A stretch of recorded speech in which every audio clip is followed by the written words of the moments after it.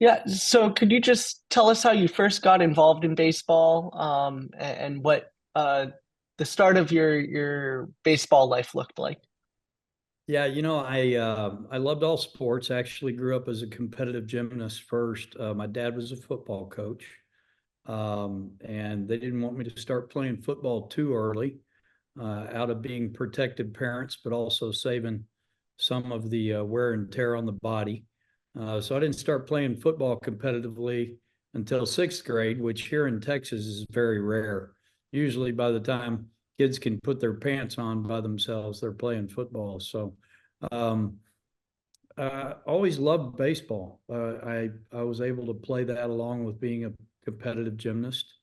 And as I said, my dad was a coach, a high school football coach, but he also taught track and he also coached baseball. So, I grew up with the illusion that every dad could teach their kids whatever they wanted to do athletically.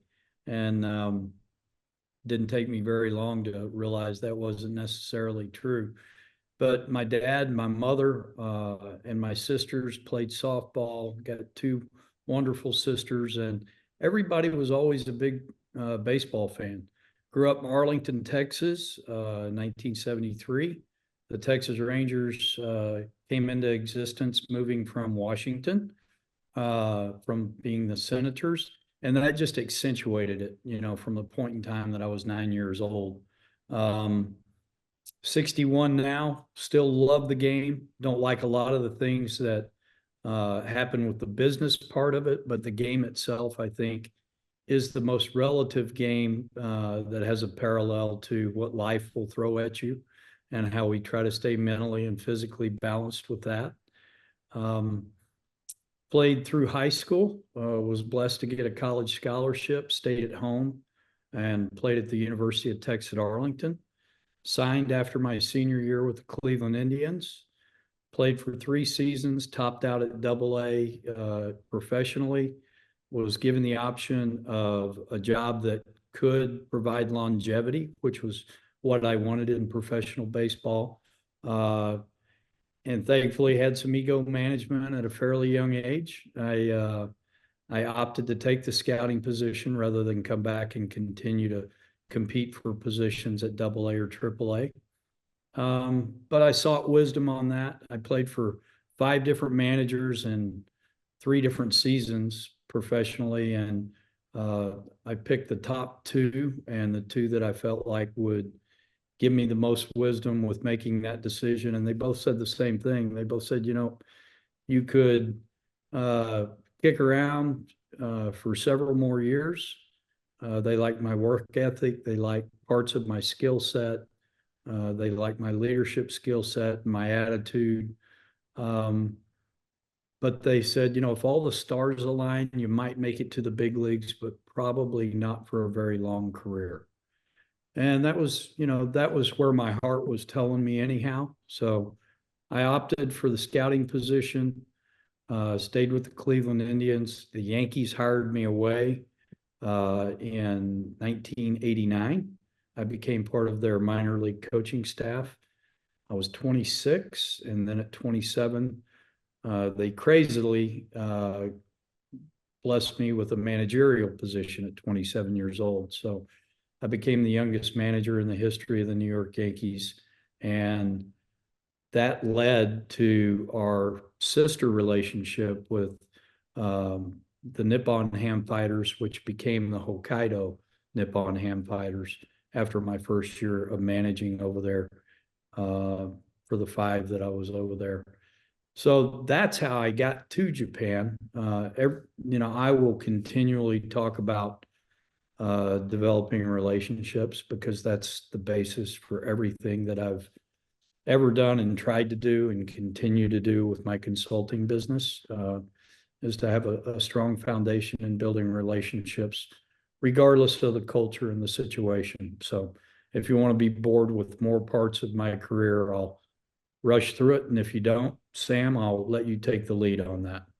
Well, can I ask a follow-up question? I guess I'm curious to learn what your thoughts were when you transitioned from being a ball player to going into scouting and into managing? Did you feel like were you excited about the opportunities? Did you feel like looking back, you knew what you were getting into, and what were, if it was an exciting transition? I'm just wondering what was exciting about it.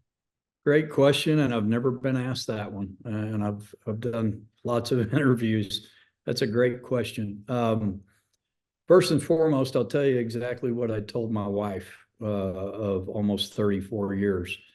I told her that deciding to take the cleats off and stop playing professionally was over 100 times harder than it was for me to ask her to spend the rest of my life with her as my wife and partner. It was a really difficult decision, but God really blessed me with feeling comfortable with that decision when I made it. I didn't have any reservations.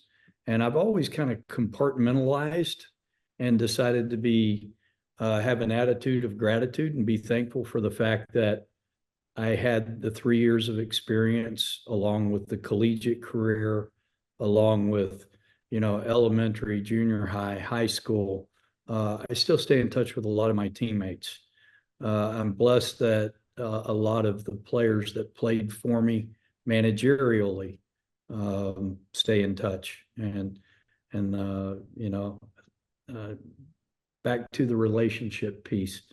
So I didn't have any regrets. You always think, I think, and talking to colleagues, and our minds through the game of baseball have a tendency to stay pretty young. I'm 61 years old right now. My brain tells me I'm about 33, 34. I've still got a longboard, skateboard, and my garage. I've got a unicycle that I used to ride, and I can't let it go. I think I'm going to get back on it. But so it keeps our minds young, and the relationships and the stories keep our minds young. And I think that's one of the great dividends of a life full of baseball. But, I'm blessed beyond that because culturally I've gotten to do it in 4 different countries, and obviously Japan with the topic of this discussion, but Korea and Venezuela as well. And so I've gotten to see the differences. I've gotten to help mold some of those things. So when I took the scouting job, directly answering your question, I was very excited because I knew it was a new chapter. I wrapped my arms around it. I knew enough about what I didn't know. And I did what the good book, God's word, tells me to do. And I sought wisdom.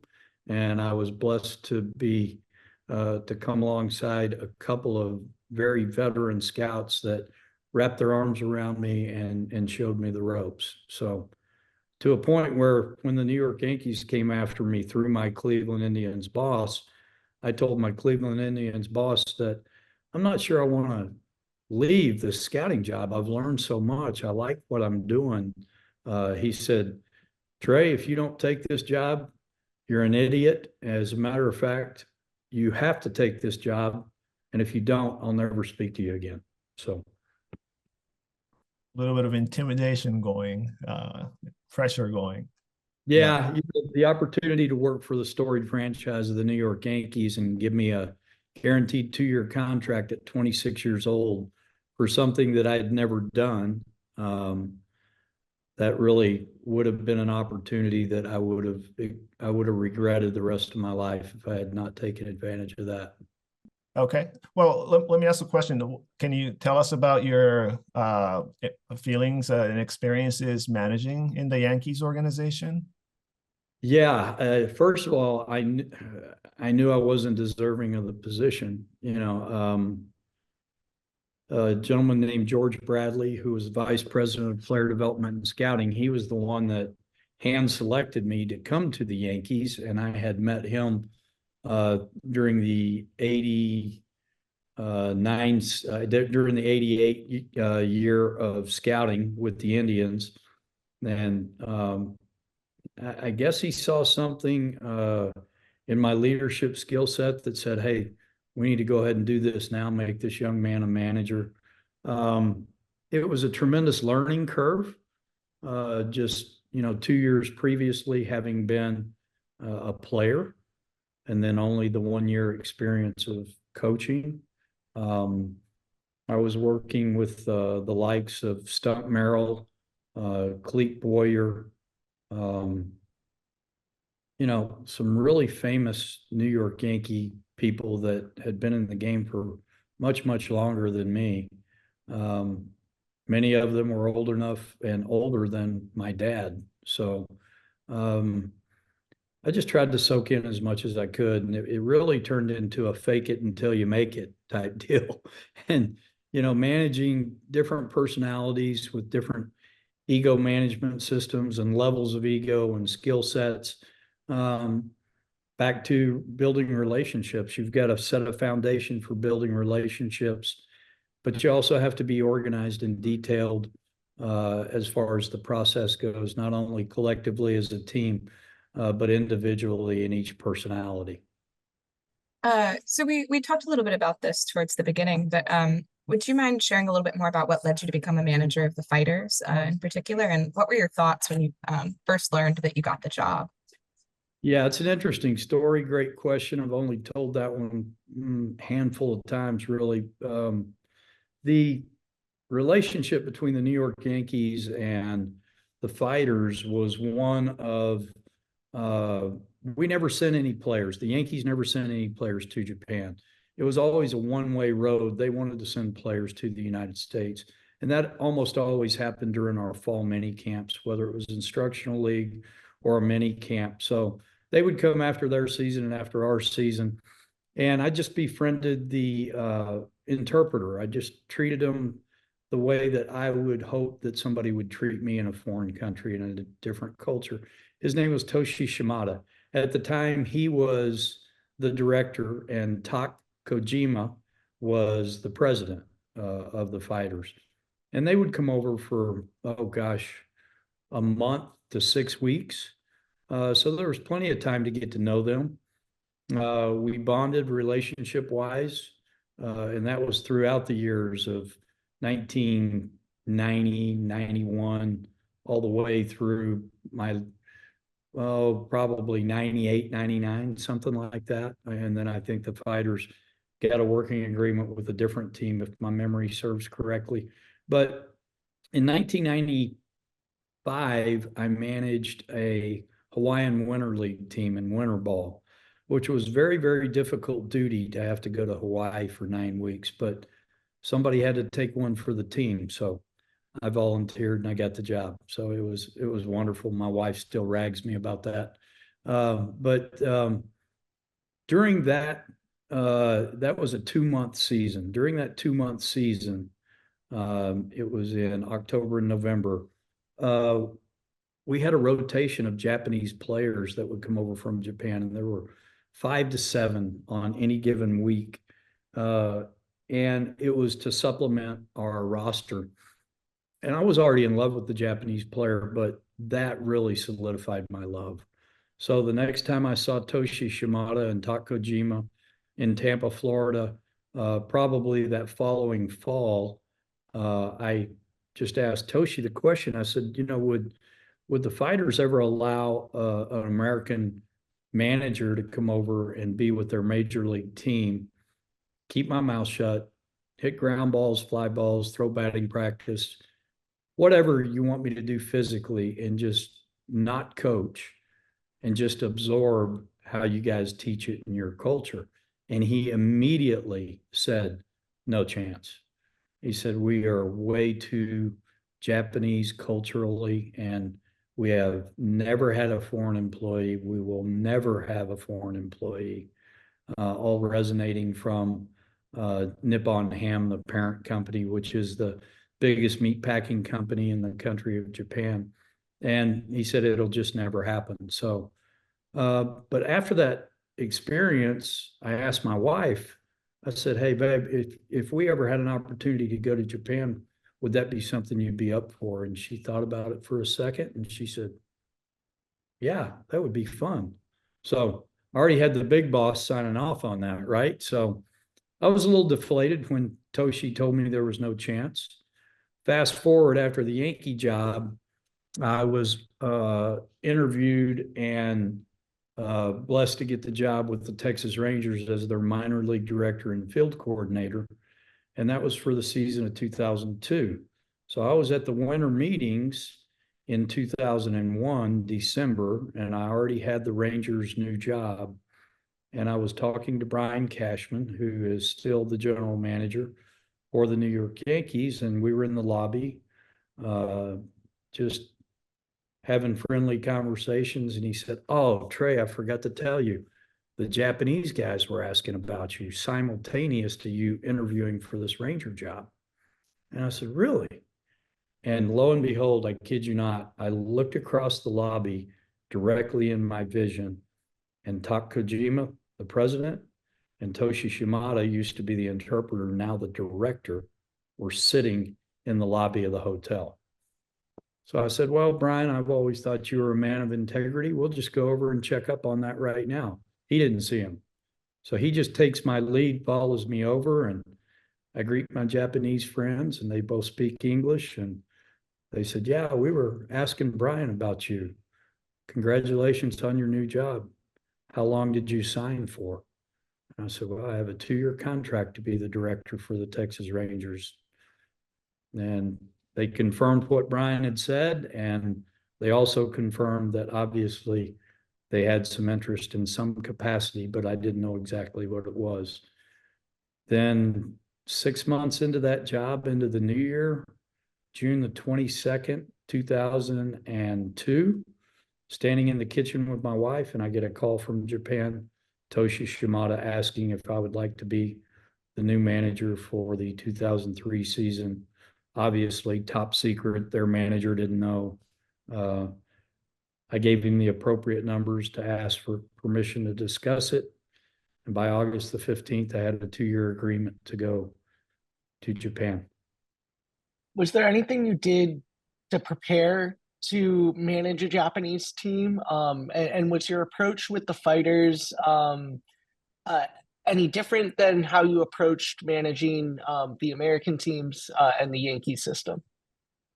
Preparation, absolutely. I got on the internet, thank the good Lord for technology, and I read a ton all the way back to the Edo, EDO, the Edo historical period of Japanese culture. There was a lot of samurai stuff. Later, as I worked in Japan, I read Bushido, which is the code of the samurai. I wanted to dive in. Actually, with y'all being college students right now, I felt like I'd gone back to college. I really did. And I was hard copying everything off. So I had stacks and stacks of literature that I had no telling how many times I had to go back and get more ink from my printer. But I read as much as I could. I highlighted. I got great wisdom from Bobby Valentine, who had already been the most recent major league manager in Japan with Chiba Lotte Marines. I've also got a dear friend that was one of my teammates from my playing days with the Cleveland Indians. He's always been a source of wisdom. I discuss things with my wife. She's got 3 degrees. One of them's in counseling. So I've probably been her most often student of counseling when I've needed balance and direction. So yeah, I did a ton of studying. After I got to Japan, slugging it out in Japan by Warren Cromartie, and You Gotta Have Wa by Robert Whiting, 2 incredible reads that both helped a ton. 2 major movies,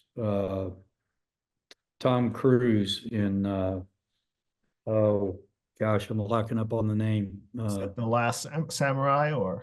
Yes, The Last Samurai. And then Mr. Baseball, which was outstanding with Tom Selleck.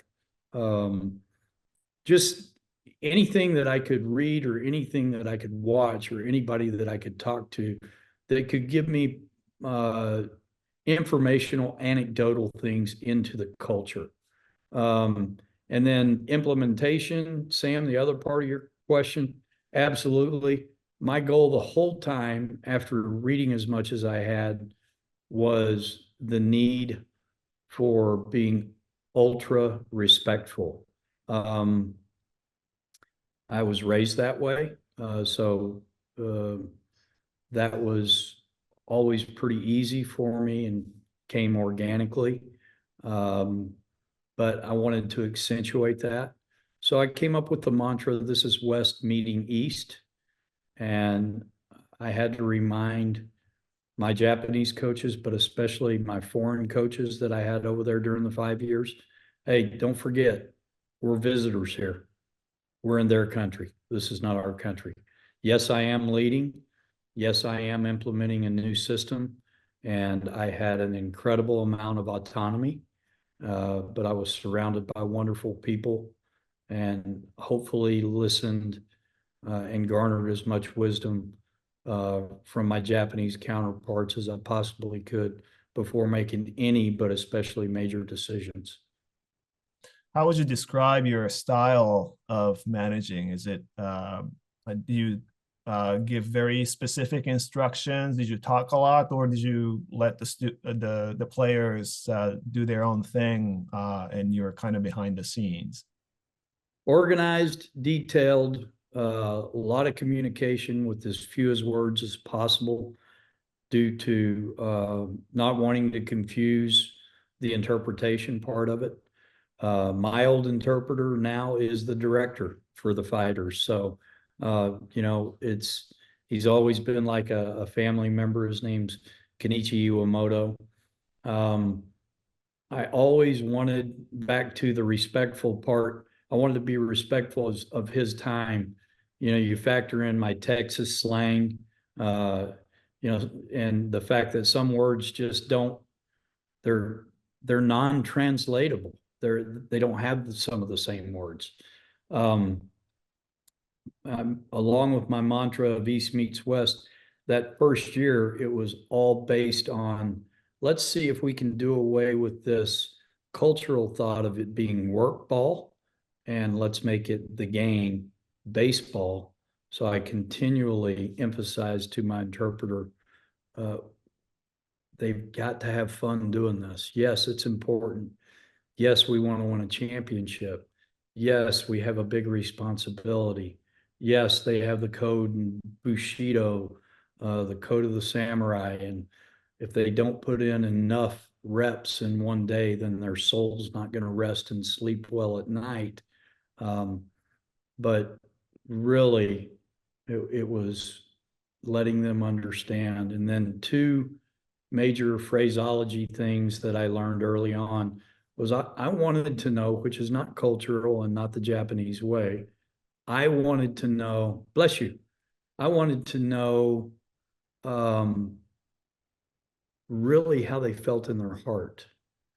And the cultural way is Hanashi Tatamai, which is tell you what I think you want to hear, rather than Hanashi Hone, which is this is how I really feel. This is coming straight from my heart into my head and out of my mouth. And I had to continually encourage players and coaches, even if they were nervous, because I was the big boss. And over there, that's culturally is much more overblown than a managerial post here in the United States. You're one of 12 and you're just barely under deity level. And that I've just never been that cool, you know. I mean, it's never had an agent. I've had some amazing jobs, but I've just never thought of myself as being that cool. So you had to try to break down those layers and break down those cultural barriers so they could actually Hanashi Hame and tell me what was really in their heart with things that I was doing as a leader and trying to put in a new plan. Did you feel like you were able to connect with the players like that from your first year? Did you feel like how would you kind of look back in the first year and kind of, offer an assessment of how you think you did in terms of bringing the team together? Well, the humility strikes me when you said, "How did you do?" Or how do you felt like you did? I was terrible. The job, the heart was in the right place. Some of the implementation was a little too fast. I'm a get down in the 3-point stance, fire out of the blocks, get it done kind of leader. I want to go from A to Z. And I quickly learned at the end of that year, slow down a little bit. And I had conversations during the first part of that year, but I had to continually go back to my leadership paradigm. There's 3 very simple points, and I use these for team building, leadership skill sets. Anytime I have to evaluate myself, which I try to do constantly, I go back to, am I telling the truth? And a level of integrity that is acceptable to me, and what I expect of myself, and how I try to honor God with my jobs. Number 2, timing and presentation with my messaging. I can always control my presentation. Sometimes as a leader, you don't have the luxury of controlling your timing, because sometimes your messages have urgency, so that you can keep a pattern of mistakes from happening. And then number 3, have a conversation, not a confrontation, especially in that culture, because they build you up to a level that, in my opinion, is not deserving at all, especially in my case.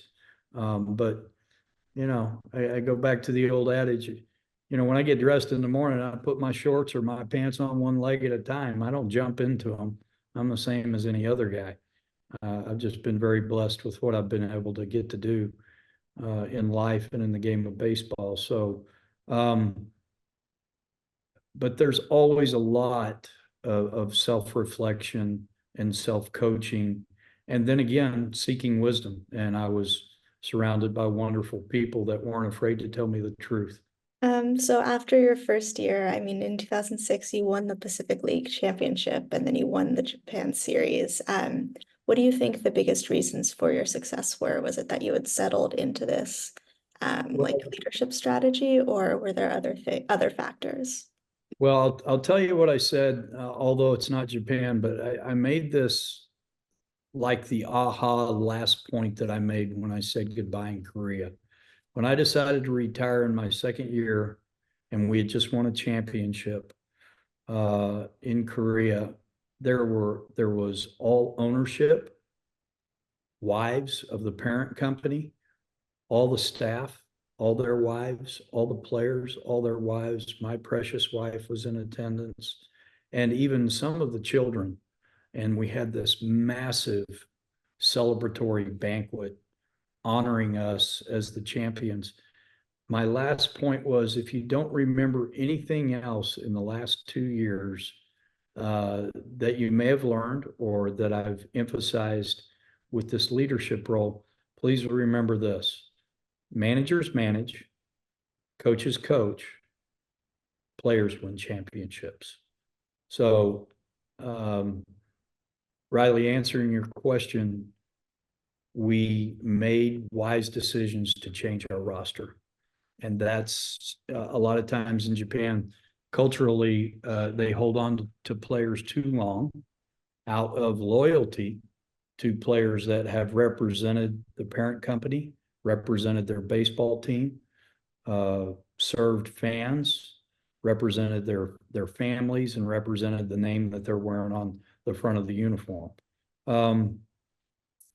That was an exercise that we took the front office through after finishing 5th again, and the team had not been to the playoffs since 1973, and here we were in 2003, 30 years later, and we finished in 5th place out of 6 teams. So we took them through an exercise. We compared our roster to the other 5 teams in the Pacific League. We had a numbering system, and our numbering system came out 5th. And front office and coaches had the opportunity to say, okay, well, at first base, we're 2nd best. Matsunaka with the Fukuoka Hawks is better than Ogasawara. We did that through all our position players, our starting pitching, and our back end bullpen guys. And we came out 5th. And I said, there it is in black and white. That's why. It's not a work ethic issue. It's not an attitude issue. It's not a facilities issue. It's not a coaching issue. We have a roster issue. So after that education process, I emphasized and tried to facilitate at a higher speed and a higher rate that we needed better players, and that's what we did. We started moving pieces off our roster or keeping them as a experience balance at our minor league team rather than giving them reps at the major league club. And I started meeting with our scouting staff at their behest. That was not under my autonomy. But after going through this exercise during spring trainings, the next 4 spring trainings, I started having leadership guidance with meeting with our scouts and giving them better information about what pieces we needed and how quickly we needed them, so we could go for longevity and get something that we could spend a few years to develop, or we needed collegiate talent that was now applicable to performing at the major league level. And that's back to ego management. Our scouting director had 0 ego, and he still, I got to see him last month when I went to Japan, and he's 80 years old now. I thanked him again. I said, I know I've told you before, but thank you for allowing me to partner with you in your scouting department. So they were incredible. So they got us better players, and we got better, and we won a lot of games. We won 4 titles in 2006.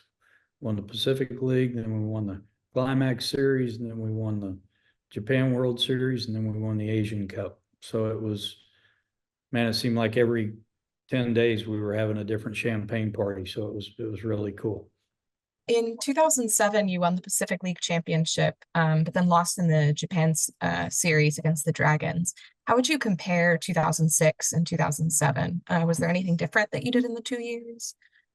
It's a great question. And you not having probably the advantage of the rosters or the personnel. Back to what I was just telling Riley, Maddie, one player can make a big difference in a roster, whether it's an injury or trade or free agency, whatever. When you have 2, it can be decimating. So from 2006 to 2007, we lost our number 3 hitter, who was our first baseman, Michihiro Ogasawara. We lost him to free agency to the national team of the Tokyo Giants. So he left. We also lost the now manager of the Hokkaido Nippon-Ham Fighters, and that was Tsuyoshi Shinjo, who played for 2 different World Series teams here in the United States. He played for Bobby Valentine with the New York Mets, and then the next year he played for the San Francisco Giants. Then he came back to Japan, and we got him in 2004 with the Fighters, our first year in Hokkaido. So we lost Shinjo because he retired. So between those 2 offensive stars in the middle of our lineup, we not only lost 54 home runs, we lost their leadership, their veteran presence, and we lost our starting center fielder in Shinjo. So that was a incredible impact. So we had to adjust. We were last in almost every offensive category in 2007, except, I believe, in stolen bases in the Pacific League. So we had to rededicate ourselves to lack of anxiety and tension in close games, and winning one-run games. Without the offensive prowess, we had to get better at sacrifice bunting and then getting big hits to put ourselves in a position to win one-run games.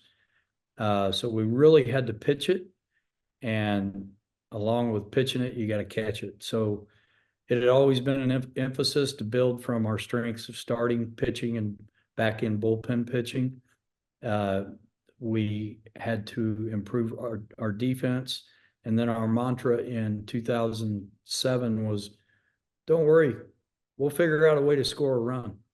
Let's just make sure we pitch it good and we catch it good and play catch, and we'll figure out a way. And miraculously, we were able to get back to the Japan series, and we got spanked. But we didn't win it. We got beat 4-1, and we had beat them the year before 4-1. But honestly, probably the most humbling and greatest achievement in 2006 and 2018 in winning the Japan World Series and the 4 titles, and then the KBO World Series in Korea. We were not talent-based wise the best rosters, but we had a better team spirit, and we had a better work ethic for the good of the group, is the way that I'll say it. So we just had better team chemistry, honestly. And that leads to me saying, in my humble opinion, higher character than that of the opposition. Just out of curiosity, you mentioned Shinjo. Very unique person. I'm just wondering, how was it like to manage him? And he was towards the end of his playing career, I understand. I grew up in Japan in the 1980s, watching him play for the Hanshin Tigers, and then he came to the Mets and so on, the Giants. He's always been, I don't know if Americanized is the right word, but he seemed to be a little different from an average Japanese player. So I'm just wondering what kind of, what your thoughts were about working with Shinjo. Yeah, a couple things about Shinjo. Even though he was definitely more Americanized, as you said, it was not anywhere close to what I grew up in my development days with in my training with the New York Yankees.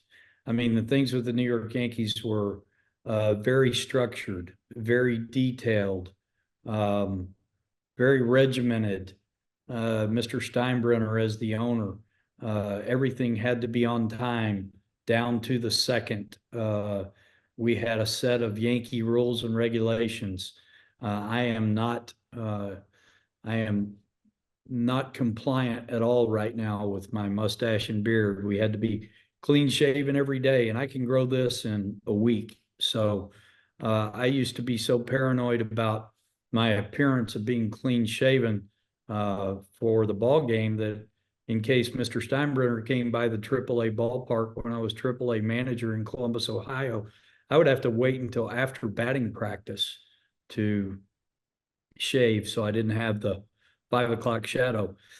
So Shinjo was the opposite end of the spectrum from what I grew up with.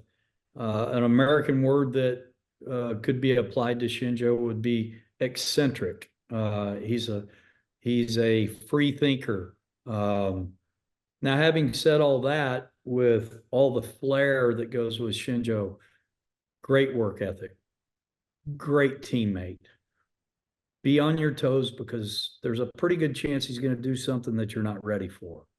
I only had in 4 years of managing, in 3 years of managing Shinjo, 4, 5, and 6, I only had one time that he upset me.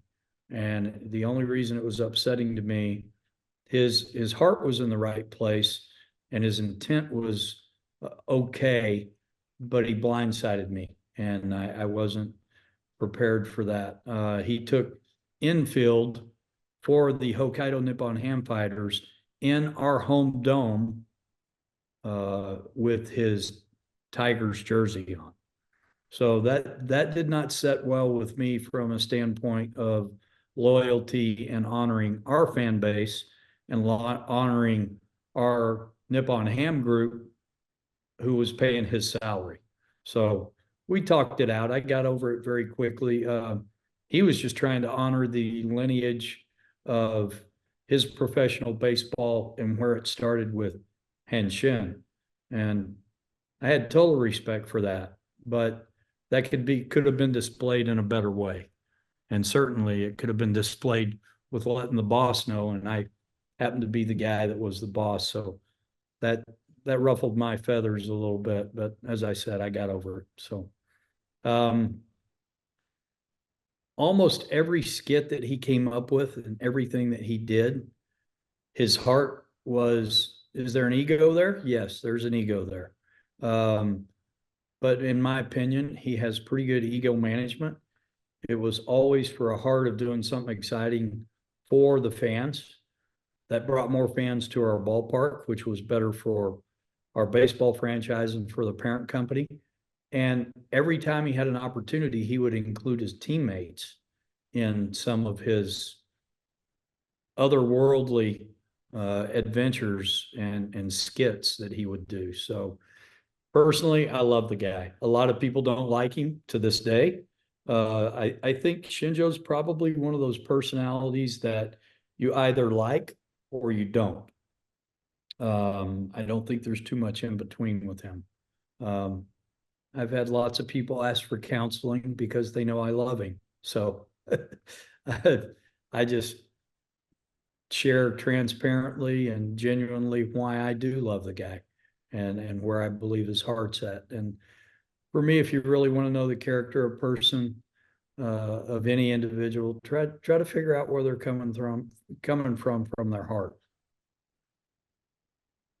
I have one more name I wanted to ask about, and that's Yu Darvish, because it seems like he really blossomed the years that you were most successful in the Fighters. And I'm just wondering what you thought about him. Did you talk to him a lot?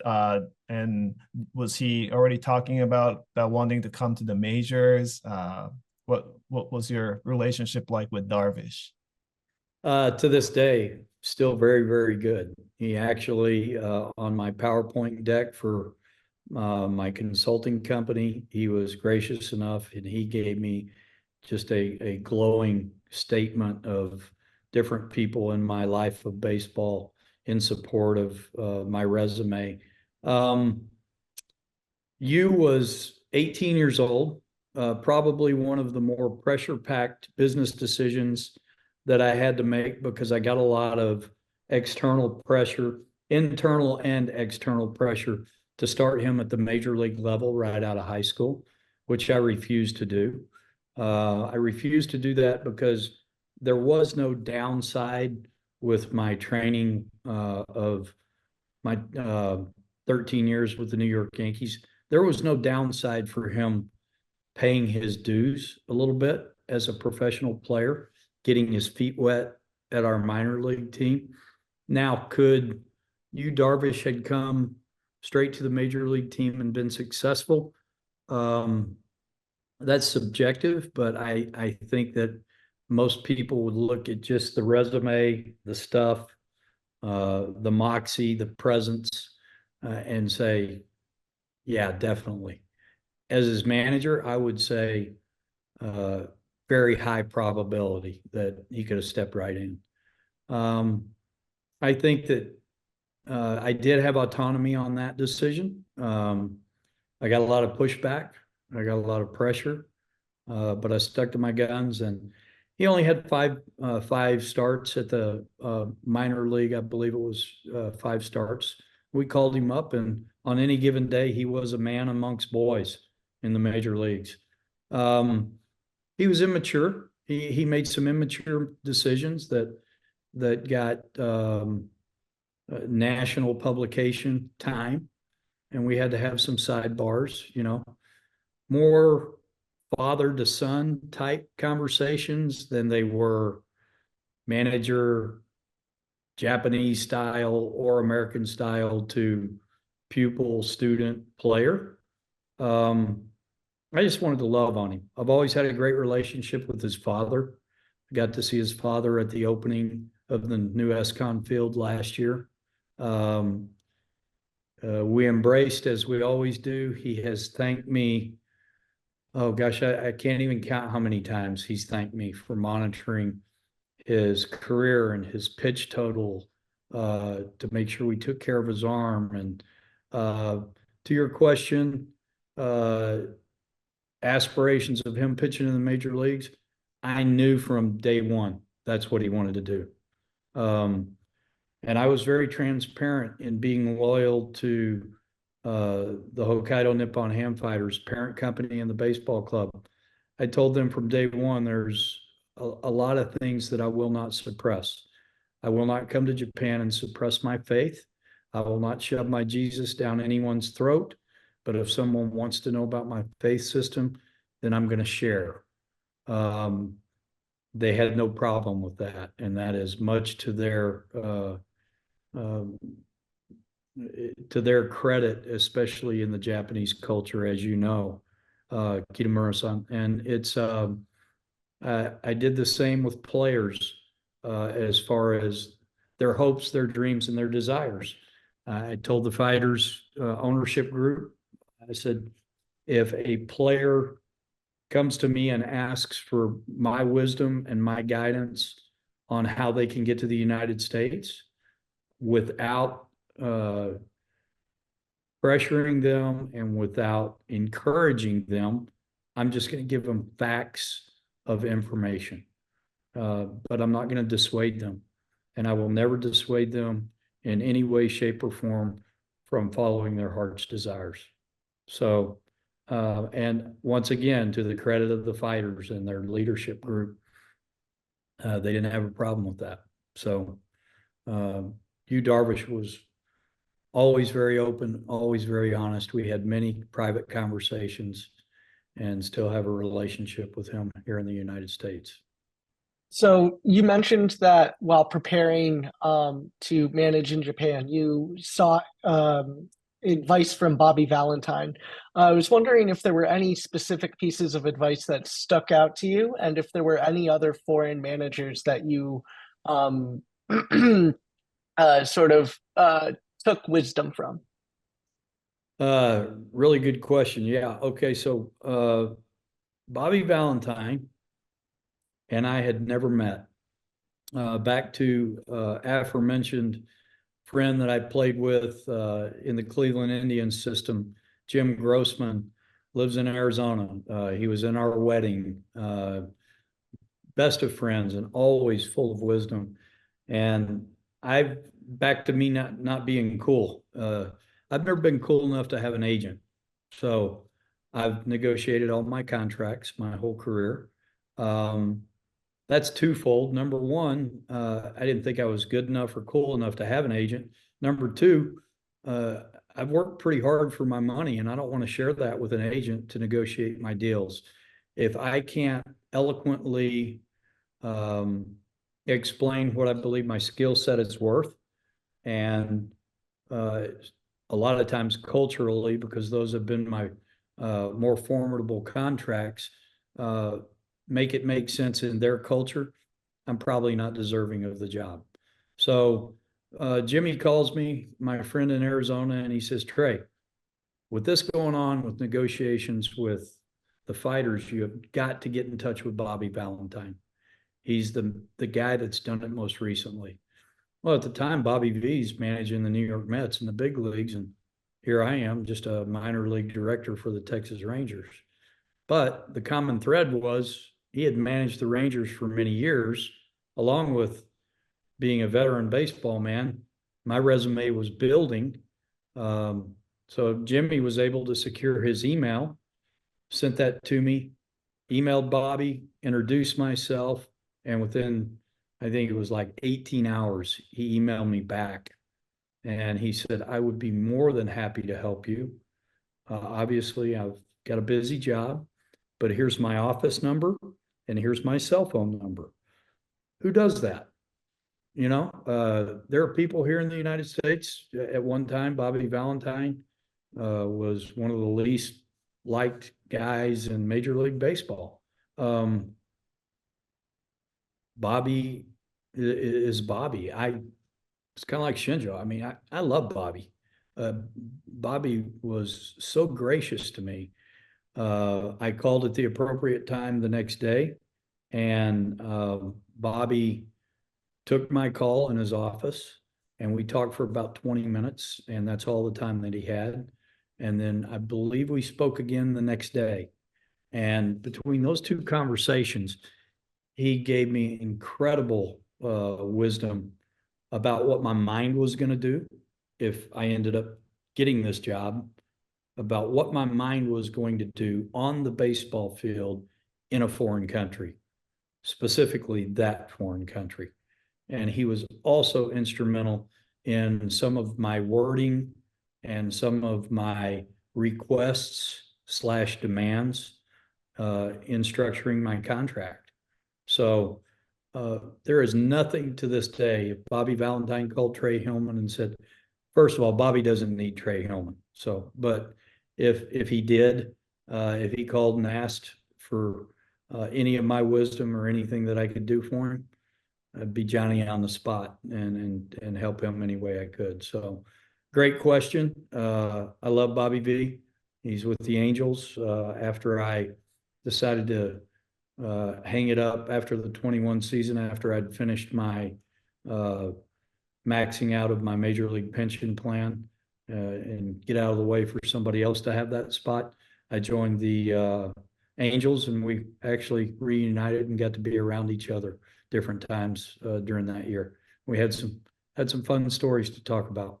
And so backtracking a little bit, we're wondering if you could tell us about what led you to return to the United States and manage the Royals in 2008, and how did you approach managing an American team after spending so much time in Japan? Oh, a lot of layers to that. I'll keep it as short as I can. So back to a heart posture. Our children were at an age, our son is 30 now, and our daughter is 27. I told her whole life, all men are pigs. Baseball men are bigger pigs. Don't ever date a baseball player. She married one. So he's with the Chicago White Sox now. His name's Brett Phillips. But our children after the 5th year were at an age that they were missing out culturally on things in the United States. That, along with the fact that I felt like my tenure, although some might say was crazily successful with the success of the team, but caution there, not me. Players win championships. So I felt like it had kind of run its course, and I felt like I was getting worn down from the consistency of doing it in a foreign country and having to do not everything, because I'd learned a little bit of the language, but having to depend on an interpreter. And I love, still to this day, Kenichi Iwamoto, but the grind of it was kind of wearing on me. People ask me, what's it like working in Japan or Korea? And I said, well, it's like one season is about 3 seasons. It can wear on you emotionally and mentally and physically. So it was a combination of that, those two factors to get back. Now, the crazy thing is I had a option for 2008. And monetarily, I was walking away if I chose not to exercise my option. And they had already told me or led me to believe that they were going to exercise their part of the option. And I let them know a full month in advance. And I believe I let them know in July, and the deadline, I believe, was August the 15th for them to, in writing, exercise their part of the option and me to exercise mine. They were flabbergasted. They were shocked. Front office member came into my office the next day, tried to talk me out of it. But back to the monetary part, I was walking away from a lot of guaranteed money. and a very lucrative option year of 2008. And from a legalistic, being my own agent part, I probably could have parlayed that in us going back to the World Series in 07, probably could have parlayed that into an extension on top of the 08 that would have been guaranteed. My wife thought I was crazy. She loves Japan to this day, but she's always been incredibly supportive. There was a lot of prayerful thought in my decision, and I knew where my heart was leaning. The part that she thought was the craziest was when she asked me, who are we going to work for? Thinking that I already had something lined up back in the United States. And I said, I don't know.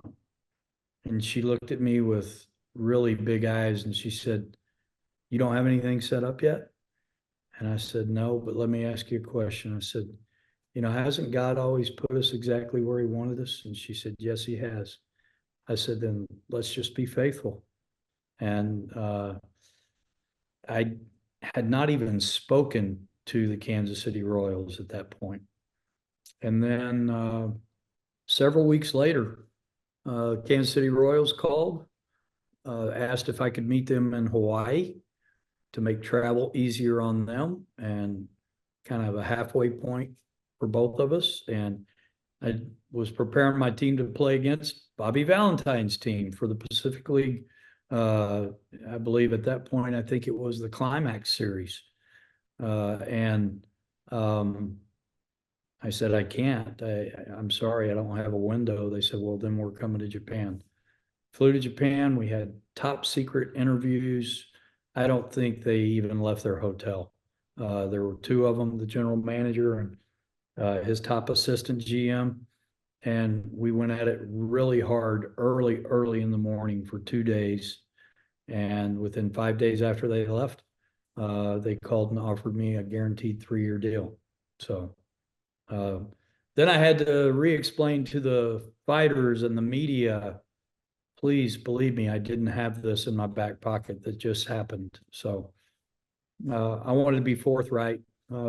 Sometimes the fighters management would let me tell in my timetable. Sometimes they would make me hold off and wait, and I would always adhere to whatever they decided for me to do, because they were trying to make their decisions based on what they thought was best for the parent company and for the baseball team moving forward. So that's a lot, Riley, but there was a lot more layers to that, but that's really kind of how it happened.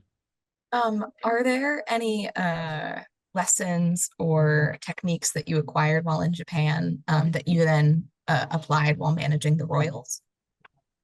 Yes, patience, and I like to communicate, so shrinking my messages, and trying not to repeat myself. And I learned back to my Yankee days before ever going to Japan to not pull out that boss trump card. People ask me what that means. Especially as a young manager,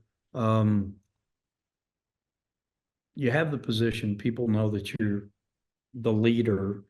Don't pull the trump card out of your back pocket and say, you have to do this because I'm the boss and I told you so. That kind of gets into my third paradigm of leadership, and just keep it a conversation, not a confrontation.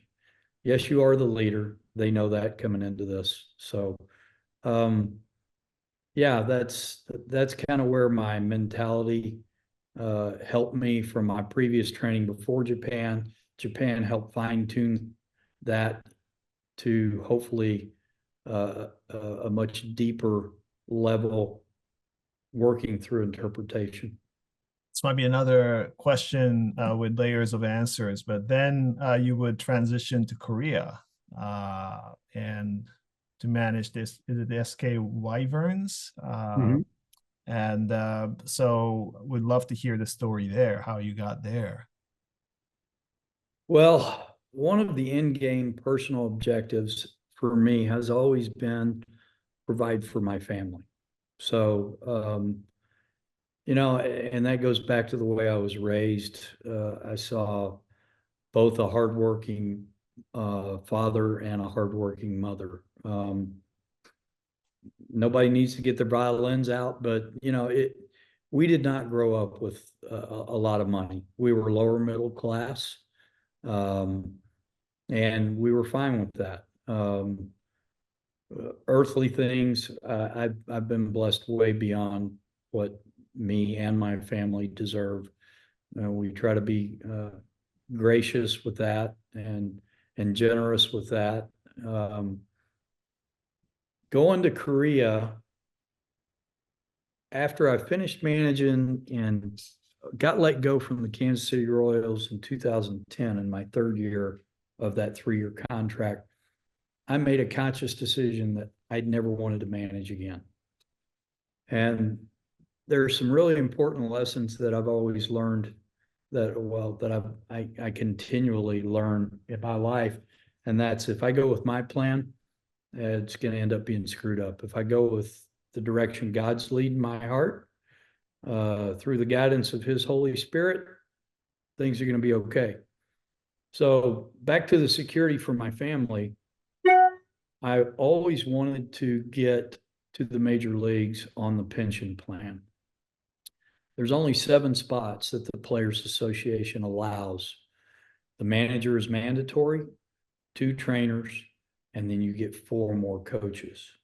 So as a manager, I was on it with the Royals, but the day that I got fired, my pension time stopped.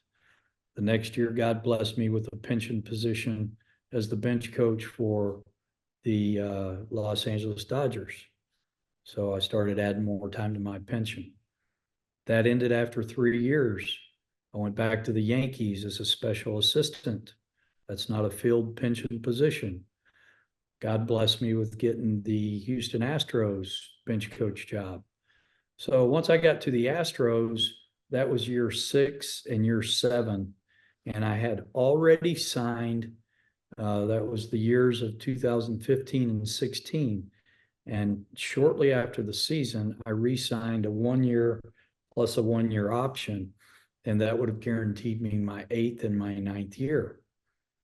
So I had already re-signed this 2-year contract with the Houston Astros, and my precious wife, Marie, and I were sitting on the couch. It was the 3rd inning of Game 1 of the World Series, and I get a call from an old Dodger workmate from the West Coast, and he said, "Trey, I've been asked by a Korean team if they could get your cell phone number and your private email." I started laughing. I said, AC, I don't big league anybody. I said, "You don't ever have to call me again. If I don't know the number, I'll let it go to voicemail and I'll call them back." And he said, "Well, thanks." He said, "Trey, they sound pretty serious. What's your status with Houston?" I said, "Well, I've already resigned." And I told him, I said, my first objective is to take care of my family, but I said, I really don't care to manage again. I haven't wanted to since 2010. But I said, I thankfully am smart enough and have, through God's grace, grown in the wisdom that I better listen. So I got off that phone call. I looked at Marie and I said, "We better pray about this." I said, "I knew some people in Japanese baseball before we went over there." I said, "I know 0 Korean baseball people. None, nada, not one." So we did, and checked emails before I went to bed, and Kenichi Iwamoto over in Japan sends me an email and he says, "Hey, I got contact from this Korean KBO team and they asked for your private email and your cell phone." So I emailed back and I looked at Marie again. I said, "We really need to pray about this."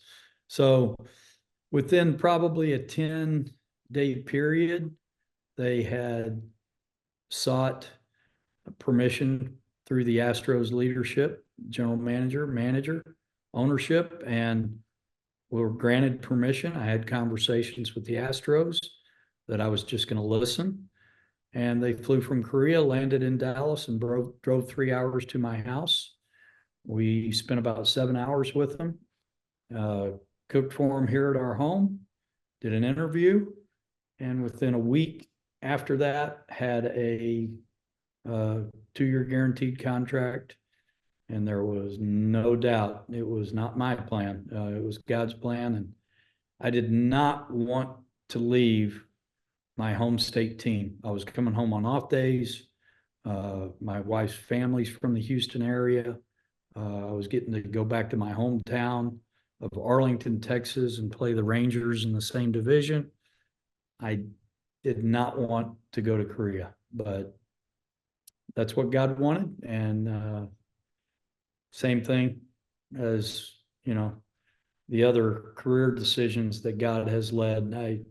I don't regret it one bit. And after that decision to go there, the thing that kept me from staying longer than 2 years was the second spring training. We found out that my stepmom, we lost my mother in 2005 while I was working in Japan.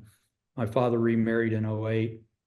And then in spring training of 2018, found out that my stepmother had Alzheimer's. And I'm blessed, actually, tomorrow I'm driving to Arlington to pick my 89-year-old dad up and bring him back down here with us in Central Texas. But I made the decision in spring training just with Marie. We didn't announce it till mid-season to the company, but I told her, I said, I need to be back in the States and help Dad as much as I possibly can, and cherish the time that I still have with him, and help him with her medical needs. Can you share with us your thoughts on Korean baseball? Was it similar or different from Japanese baseball? And how did it also differ from American baseball? Yeah, I'll compare and contrast all three to kind of keep it simple. The best baseball is in the United States, solely because power plays out so much, with not only offensive power, but pitching power, velocity stuff, especially back end bullpen, starting pitching also, but especially back end bullpen, with some of the techniques that have been implemented in the last 8 to 10 years in being able to increase velocity by 3 to 5 miles an hour in some cases. Japanese baseball is more athletic, the agility, the change of direction, the balance factor, overall defense, hitting the cutoff man, outfielders to infielders, strength of arm strength overall is better in Japan, most specifically outfield play. And the pitching is getting better, but it still doesn't have the power pitching to the same percentage that we have here in the United States. And you have to be fair. There's 12 teams in Japan. There's 30 here in the United States. KBO's got 10 in Korea. Korean baseball is primarily centered around offensive power. And there's a good bit of it over in Korea. The pitching is less powerful, especially with fastball velocity. I'm glad that things have happened the way that they have with the WBC and the success that Japan has had, because it's raised the bar with sometimes our way too egotistical thoughts of ourselves here in the United States, that we are this far, above everybody else. And I think the WBC has closed the egotistical and the talent level gap of how the United States looks at Japan. And then, if you got the United States here and Japan starting to close that gap, then you've got Korea probably about that much more level below where Japan is, but continuing to strive to rise, improve their techniques. They don't pay as much, so they're not going to get the premier guys out of the United States like Japan can do. Corporately, their parent companies are willing to spend more to get some of the better talent that are either on the back burner for some of the major league teams, or major league teams just quite frankly want to use them as a commodity to make a few dollars to spend in other areas and sell them to a Japanese team. So not as athletic in Korea as in Japan. Body composition, different. Percentage base wise, a little bit heavier, a little less body fat content, a little less in tune. And I say this holistically, you know, as a whole group, a little less in tune with the necessities with nutrition, and sometimes off-field habits, as far as not only eating the right foods, but drinking the wrong things that are not going to speed up the metabolism to the appropriate levels to keep you in the best fit shape that you can be in. That was actually one of my challenges, Sam, with our Korean team. Our coaching staff looked better in our uniforms than our players did. So I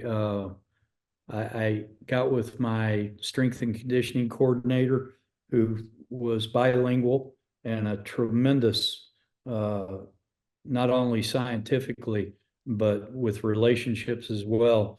I gave him plenty of heads up. I met with him in August, and I told him to design a program for optimum body fat content and transcribe that to a 5 to 7 pound optimum body weight, and make sure that every player in the organization had that by the end of the season, by the end of September. That gave him a full 6 weeks to work on that. He did that expeditiously and did a great job with that. And I simply made a mandate that if you were not at your optimum body weight by the time the plane left January the 27th to come to the United States to do the first 3 weeks of spring training at Old Dodger Town, didn't meet those requirements, you weren't getting on the plane.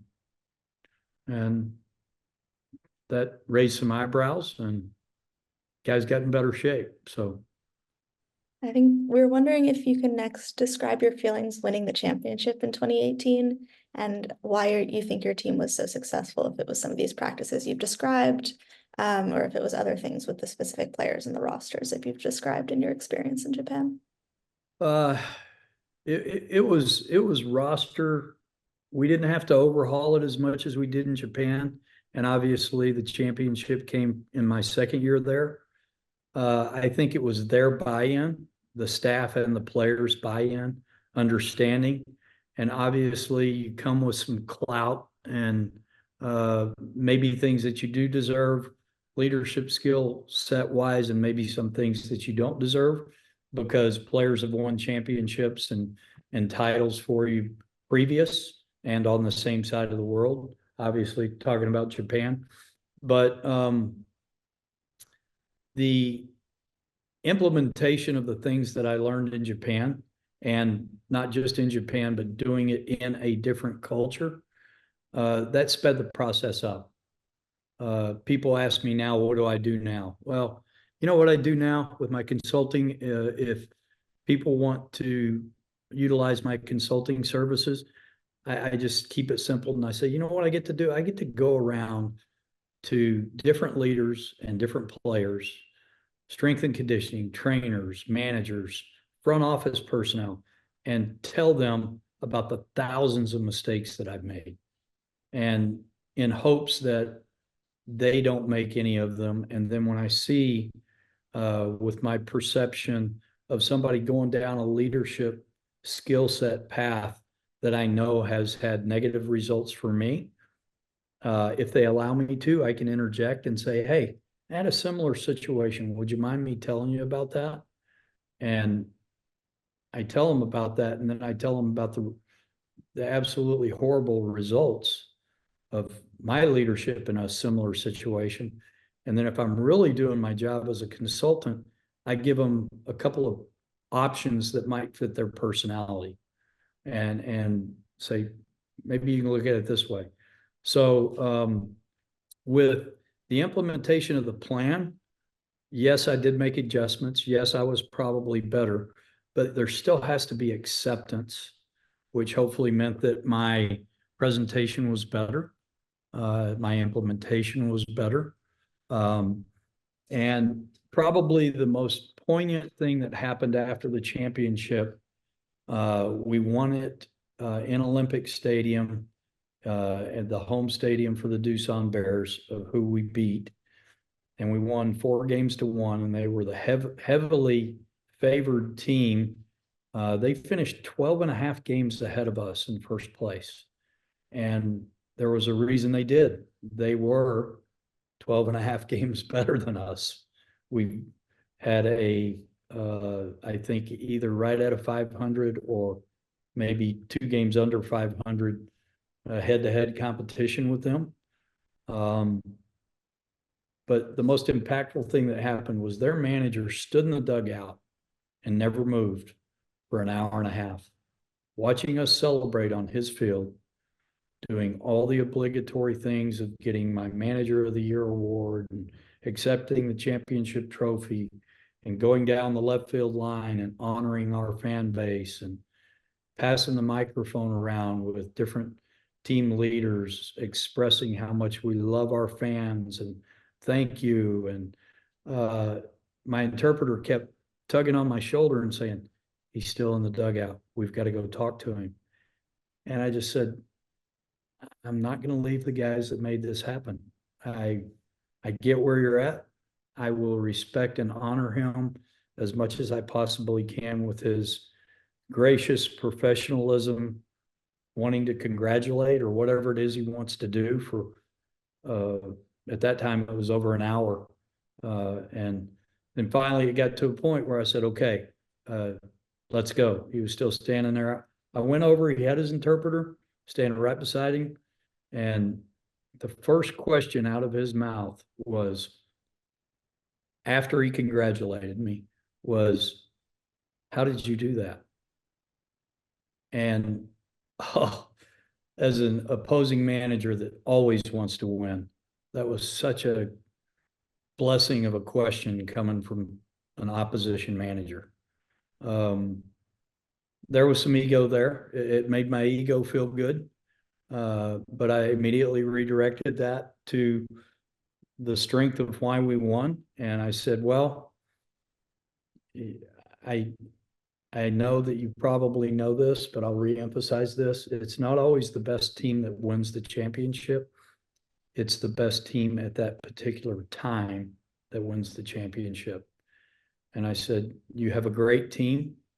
And I mean you or your team, no disrespect in saying this, but I really believe that our team understands the meaning and exemplifies and portrays the meaning of playing for each other in a team setting. And I believe that's why we were able to do this. So that was, and it was total elation. You know, the first time in Japan was, I don't think you could ever compare the euphoria, for lack of a better word, of what happened in Japan. But it was pretty dang close, especially doing it in the second year, knowing that I was leaving. It was extremely gratifying and satisfying to see those players do what they did, and me get to be the guy that reaps the benefit as getting more credit than I deserved. Well, we want to thank you. We've gone over time, but I did want to ask a wrap-up question, or maybe a final question, maybe 2 questions. One is what you think of Shohei Ohtani, who joined the Fighters maybe shortly after you, Right. and just wanted to hear your thoughts about him. And secondly, what did you feel like playing in Hokkaido, which is what is the baseball culture like in Hokkaido as opposed to the Tokyo area or the rest of Japan? Is there something different there? I get an impression that it's a very vibrant baseball culture up north. Yeah, I'll hit the Ohtani first and foremost. When I went back 2014 to the Yankees, Ohtani was in his prime in Japan. He was still fairly young, but you could already see the obvious talent base. I saw him play center field on one trip to Japan, and then I saw him pitch the next time in. I don't even think it's arguable. I think he's the best baseball player in the history of professional baseball. I think he has high character. I think he has something just with the way that he's wired. He has an incredible sense of balance mentally that leads to just an incredibly God-gifted skill set, and he knows how to apply it. I don't know Ohtani personally. I would say, I mean, he knows who I am. Obviously, I know who he is. We've had some very short greetings and but really no substance of conversations. He was with the Angels when I went to the Angels in 2022. I've always tried to be one of those professional baseball guys, regardless of what my resume says, that doesn't become starstruck. I think growing up in Arlington, Texas, out at that ballpark helped me with that. Realize, hey, I know these guys don't jump into their uniforms. I know they put them on one leg at a time, just like I do mine. They just have really cool jobs, and they're really cool at what they do. And I want to be one day, you know? So I'm very proud of what he's been able to do, because I'm very proud of my lineage in the United States, but then my history in Japan. And so I think it's cool, really cool. I think it's incredible for the game, obviously here in the United States, but the pride that that culture takes, even when they lose one of their own. I wasn't really prepared when I was in Japan, especially for a guy like Yu Darvish. You know, are you going to be labeled a traitor, or are you going to be embraced and celebrated? Well, you know, I'm sure there's a little bit of that, but I never hear any of it. You know, it seems to be overwhelming that the highest percentage is, yes, Japanese pride going to the States to play Major League Baseball. Cool. So back to your Hokkaido question. It was, first of all, I told Toshi Shimada that they offered me a 1-year contract. And I had already done my research enough to know that they were leaving Tokyo after the 2003 season and going to the northern island of Hokkaido. I researched Hokkaido. I read about foreigners, specifically foreigners that had gone to Hokkaido and had been college professors. And I read some of their histories, and of one book in particular. And I was amazed at the opportunity of, and there's definitely ego here. So I hope that I've managed it the right way. But I wanted to be that guy. I wanted to be the foreigner that took baseball for the first time ever in the history of the island to where they had their own team. So I was honest and transparent with Toshi Shimada, and I said, Toshi, don't call back unless it's a 2-year deal. I said, first of all, I'm not good enough to do what you're asking me to do. I was very specific about what their objective was when they hired me.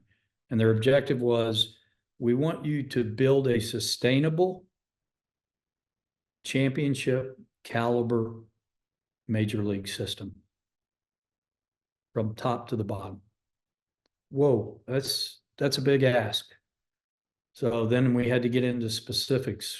What do I have autonomy on? What do I not have autonomy on?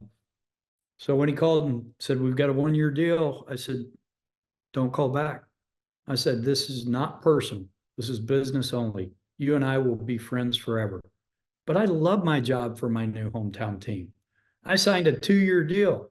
I'm 6 months into my first contract, and you guys are asking me to leave. And I said, you know, I won't do this without my family. So if you guys don't like me after 1 year, I'll be the good soldier. I'll say nice things. I'll get out of the way. But to make this commitment and put the time and effort into it, you're going to have to guarantee me 2 years of money. And I hope you love what I do. And I hope you keep me, and I hope it's successful. You guys have never done this, neither have I. So he kind of went dark on me. And his last comment on that conversation was, Trey,